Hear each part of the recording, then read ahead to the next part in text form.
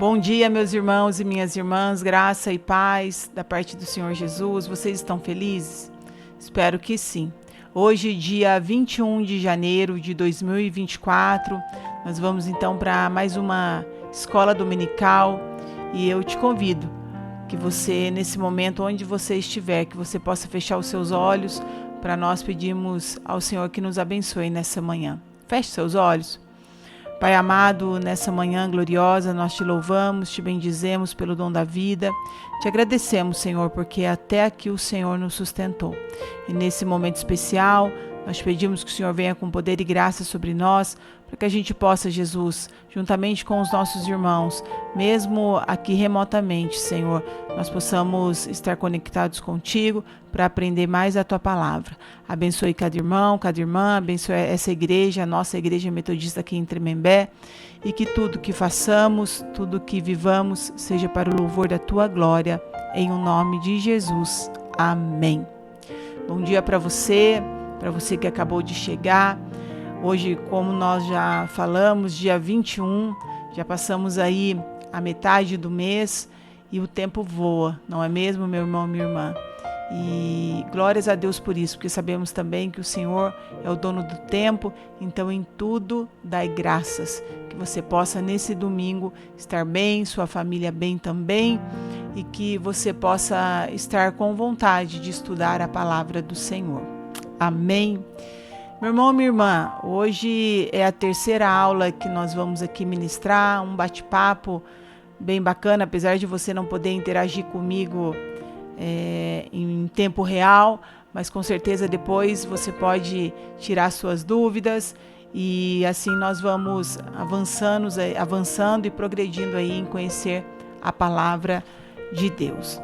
A aula que nós vamos estudar um pouquinho hoje, esse tempo que nós vamos passar aqui, tem como título Por que Cristo Morreu?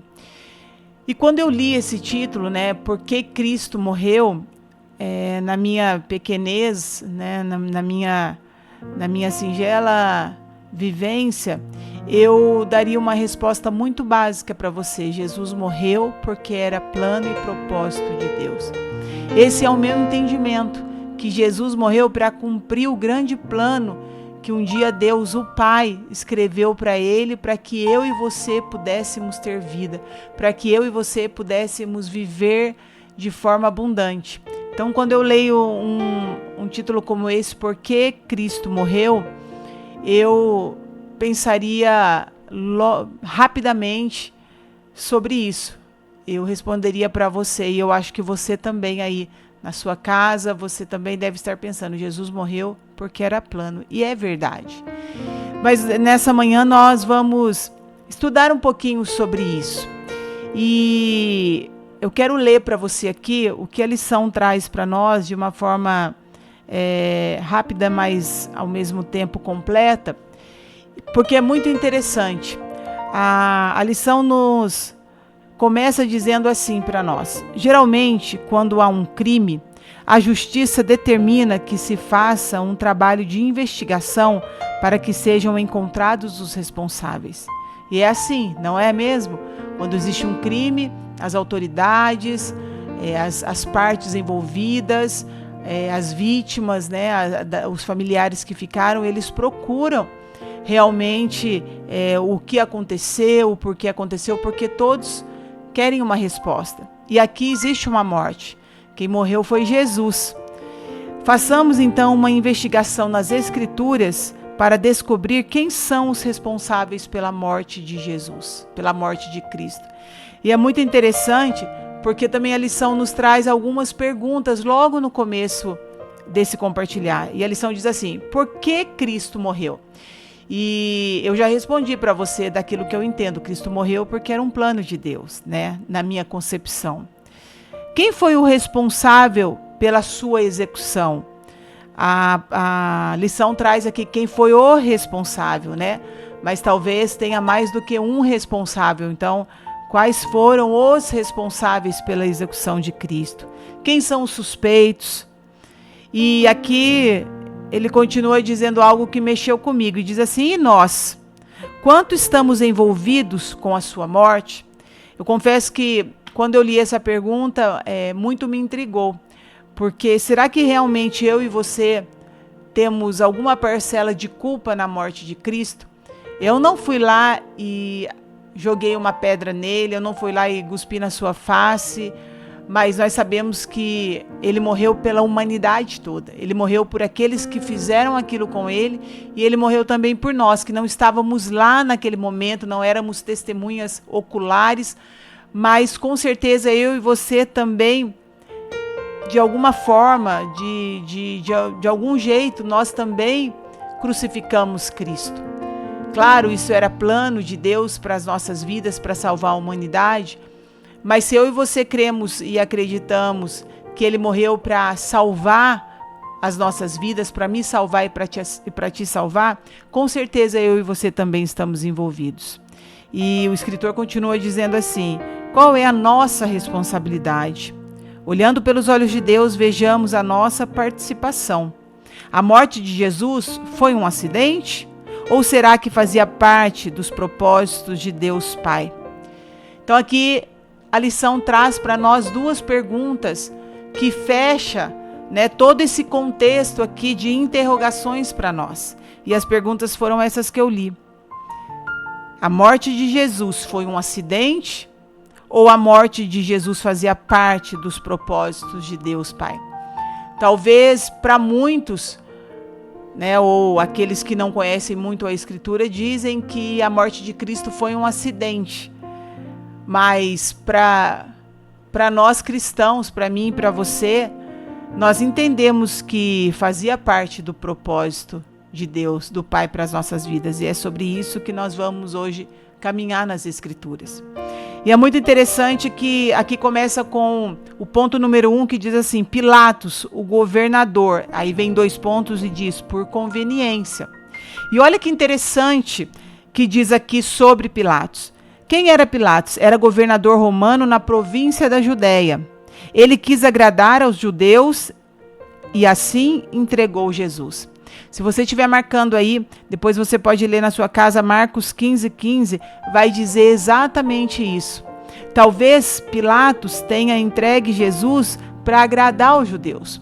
A Escritura nos leva a acreditar nisso, a crer nisso. Ele estava convicto da inocência de Jesus. E olha que interessante, ao mesmo tempo que ele quer agradar, aqui diz que ele quis agradar os judeus, ele também estava convicto da inocência de Jesus. Lá em Lucas 22:4, João 18:38, 19:4 e 5 vai dizer isso, que Pilatos acreditava na inocência de Jesus, mas mesmo assim ele o entregou. A mulher de Pilatos o havia avisado. Lá em Mateus 27:19 diz: não te envolvas com este justo. Essa é uma afirmação da esposa de Pilatos. A esposa dele disse: olha, não te envolvas com esse justo. Mas existiam outras coisas que Pilatos estava envolvida. Existiam outros desejos aqui de Pilatos e envolvimento político, agradar o povo, ou até mesmo eu chego a pensar que possa ter existido até medo por parte desse homem de não entregar a Cristo, E aqui a lição continua dizendo que ele tentou libertar Jesus, mas será que ele conseguiu? Como que ele tentou? Enviando-o a Herodes. Ele até tentou, apesar de ter feito alguma coisa, porque ele não fez tudo o que ele poderia fazer, o que estava em seu poder, mas ele tentou, talvez por aquela frase que a sua mulher havia dito, não te envolvas com esse justo, ele tentou. Lá em Lucas 23, 5 a 12, diz isso, que ele o enviou a Herodes. Ele também usou meia medidas. Isso é muito interessante, depois você pode conferir lá, isso está em Lucas 23, 16 e 22, diz que ele usou meias medidas, ou seja, ele não usou as medidas inteiras.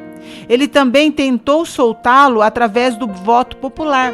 Lucas 23, 20 diz isso, que ele tentou soltá-lo com voto popular. Ele também foi tentado a protestar a sua inocência. Mateus 27, 24 diz isso. Mas, por fim, Pilatos cedeu à pressão e entregou Jesus para ser crucificado. Pois você pode ir lá em Lucas 23 a 25, e quis também contentar a multidão, Marcos 15. Ou seja, se nós formos ver aqui, esse governador, né, com o nome de Pilatos, ao mesmo tempo que ele tinha a convicção de que Jesus não havia feito nada, ele sabia no profundo do seu coração, mas ele usou aqui de algumas alternativas que não o levou a realmente dizer que Jesus não seria condenado, né? E lembra que a gente está fazendo a seguinte pergunta aqui: por que Cristo morreu? Se existe um crime, a lição está tentando explicar para nós que existe um culpado ou alguns culpados, e por isso nós estamos então passando aqui por alguns personagens. E a lição continua dizendo assim: é fácil condenar a Pilatos e passar por alto os nossos próprios comportamentos igualmente tortuosos. Ansiosos por evitar a dor de uma entrega completa a Cristo, nós também procuramos subterfúgios, deixando a decisão para alguém ou para outras pessoas por um compromisso morno, ou procurarmos honrar a Jesus pelo motivo errado. Isso é muito interessante, porque por mais que às vezes a gente tente condenar, né, a Pilatos, dizer que ele é o culpado, condená-lo no sentido de dizer, olha, ele é o culpado, muitas vezes também nós assim o fazemos, né? E aí a lição vai trazendo também para nós outros personagens aqui que talvez fosse culpado pela morte de Cristo. E agora aqui o ponto 2 diz assim: os sacerdotes judeus por inveja. A lição traz que talvez a morte de Cristo aconteceu porque alguns sacerdotes judeus, eles eram invejosos, porque nós sabemos que Jesus vinha fazendo milagres, prodígios, a fama de Jesus vinha crescendo, e Jesus, né, nós que cremos nele como Senhor e Salvador da nossa vida e cremos nele como mestre, como Emanuel, o enviado, Deus conosco, aquele que sabe todas as coisas, nós sabemos que realmente onde Jesus passava, ele deixava a sua marca. Onde Jesus estava, ele curava, e aí ele arrebatava multidões. Onde Jesus estava, ele ensinava, ele mudava destinos. Então a lição traz para nós, será que os sacerdotes judeus mataram Jesus por conta da sua inveja? E diz assim: eles o acusaram de subversivo e exigiam a crucificação de Jesus, e destacou a culpa de Jesus. Ou seja, eles procuravam algo para realmente condenar Jesus, né? Por isso os sacerdotes entregaram Jesus a Pilatos. E é tão triste nós pensarmos sobre tudo isso, porque são coisas que não cabem no nosso pensamento, né? Entregar Jesus. Mas os sacerdotes judeus fizeram isso. Jesus incomodava os sacerdotes. Por que ele incomodava os sacerdotes? Porque ele deixava-se ser chamado de mestre. Para nós isso é muito tranquilo, é muito simples, porque ele é o nosso mestre. Mas para a época, chamar alguém de mestre realmente causava uma inveja, causava um certo incômodo muito grande. E Mateus 19, 16, 26 e 49 vai dizer isso, porque Jesus deixava as pessoas o chamar de mestre. Também festejava com os publicanos, ou seja, ao mesmo tempo que Jesus era um mestre, ele era reconhecido, conhecido como mestre, ele também festejava com os publicanos, ou seja, ele estava no meio daqueles que sabiam tudo, daqueles que faziam tudo, daqueles que eram os doutores da lei, mas ele também estava no meio lá daqueles publicanos. Então ele festejava com os publicanos. Ele curava no sábado, ele também denunciava a hipocrisia, ele causava inveja. Mateus 27, 18 diz isso, por conta disso tudo, por conta de tudo que Jesus vinha fazendo e de tudo que Jesus causava nas pessoas. O impacto de onde Jesus chegava era tão grande que Jesus causava inveja. Mas eu quero deixar um parênteses aqui para você. Jesus não causava inveja porque ele queria aparecer, Jesus não causava inveja porque ele queria ser visto por todos. Não, Jesus, ele tinha e ele continua sendo, onde ele passa, onde ele está, ele muda o ambiente. E as pessoas que não estavam com ele, ou seja, as pessoas que não acreditavam nele, acabavam tendo essa impressão de que ele era aquele que estava ali para causar inveja. E na verdade isso cai por terra, porque Jesus, ele foi e ele continua sendo o mais humilde de todos. E quando ele estava aqui na terra, como homem encarnado, ele era humilde. E a lição continua dizendo para ele que ele encurralava os sacerdotes, deixando-os sem saída, ou seja, com as suas respostas. Muitas vezes os sacerdotes queriam fazer algum tipo de pergunta para poder pegar Jesus, né, como se diz na curva, mas Jesus nunca será pego na curva, porque Jesus respondia, Jesus ensinava de forma excelente, de forma divina. E isso causava, né, nesses homens religiosos, uma ira, uma inveja terrível, porque Jesus também tinha autoridade para ensinar, expelir demônios, perdoar pecados e julgar o mundo, mas os sacerdotes não tinham essa autoridade. Talvez aí seja o ponto mais forte desses sacerdotes, dessa inveja que pode ter levado Jesus à morte. E lembrando a você, nós estamos aqui procurando algum culpado ou procurando entender quem foi o culpado, tá bem? Eu não estou fazendo afirmações, mas eu estou aqui dialogando com você mesmo remotamente, né? Para depois a gente conversar quando a gente tiver aí uma oportunidade, para que a gente possa entender melhor esse dia, né? E quem levou Jesus à morte.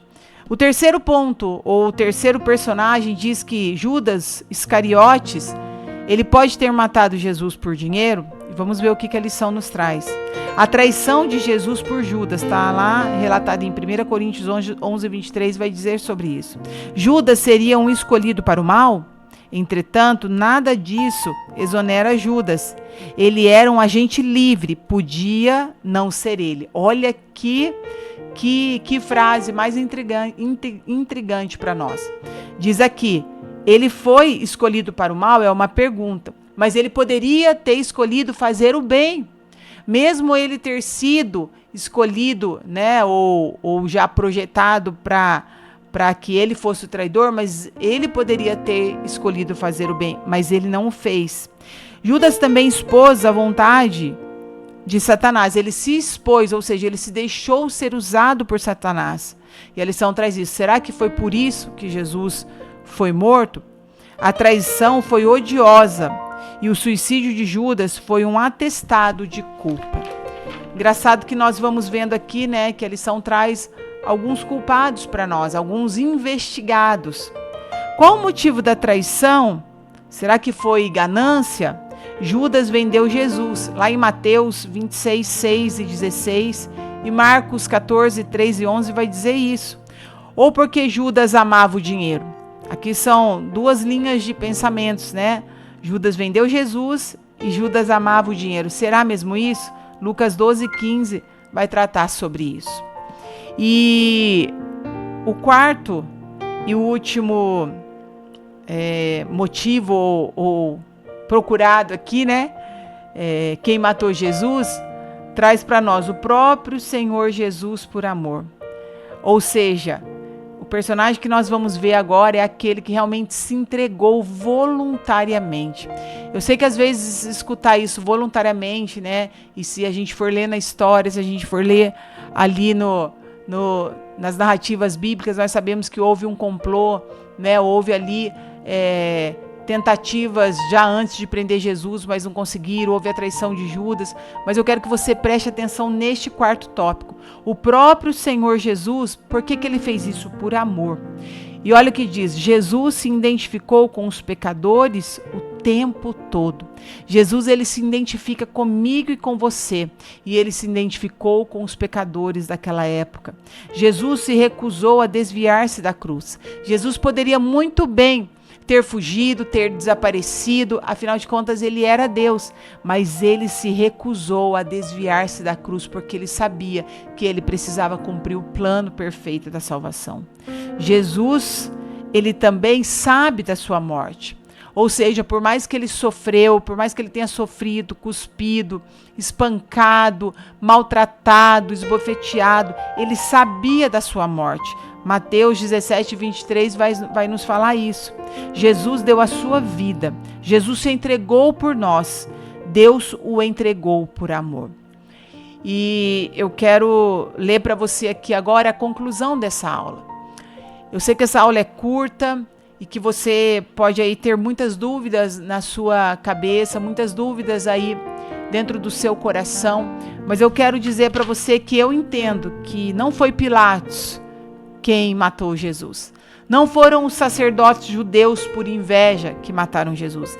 Não foi Judas, o traidor, que o matou por conta de dinheiro, por conta de ganância. Não, mas foi um plano perfeito de Deus para que a humanidade toda pudesse ter a chance e o privilégio de serem salvos. E termina a lição dizendo assim: por que Cristo morreu? Morreu pela responsabilidade de Judas, dos sacerdotes e de Pilatos? Contudo, o que se conclui é que Jesus foi à cruz voluntariamente. Ele foi porque ele quis ir à cruz. Não foi por conta de Judas, não foi por conta dos sacerdotes. Eles foram cooperadores do mal para que Jesus pudesse sofrer tudo isso. Mas o que a lição nos traz aqui é que ele foi à cruz voluntariamente. Ele se consagrou ao seu destino. Ou seja, ele estava ali porque ele sabia do seu destino. Ele, através daquilo que ele fez, ele realmente entendeu que o seu destino era a cruz, mas que ele não ficaria pregado numa cruz. Então ele se consagrou a esse destino. Ele se identificou com os pecadores e morreu por eles. Ele morreu por toda a humanidade. De fato, o bom pastor dá a sua vida pelas ovelhas. João 10:11 diz isso. De fato, o bom pastor, que é Jesus, ele dá a vida pelas suas ovelhas. Grande deve ser a nossa gratidão. É muito especial uma lição como essa, porque muitas vezes nós ficamos procurando culpados para a morte de Jesus. Muitas vezes nós ficamos procurando e culpando Pilatos, culpando Judas, culpando os sacerdotes, culpando a humanidade. Mas o que Deus nos lembra nessa manhã é que Jesus se entregou porque ele sabia que ele precisava cumprir o plano perfeito da salvação.